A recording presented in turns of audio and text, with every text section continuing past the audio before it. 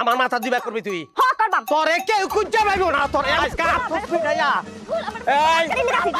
লাড়ি সর তোর মাথাটা কুবাবা আমি সব এই যে এই লাড়ি তো কম দিবি না খবরদার লাড়ি তো কম দিবি না লাড়ি হায় হায় কিটা করছো আম্মা আমার জীবনটা তেজ পালা করে দিতে এই গোলামের পুতে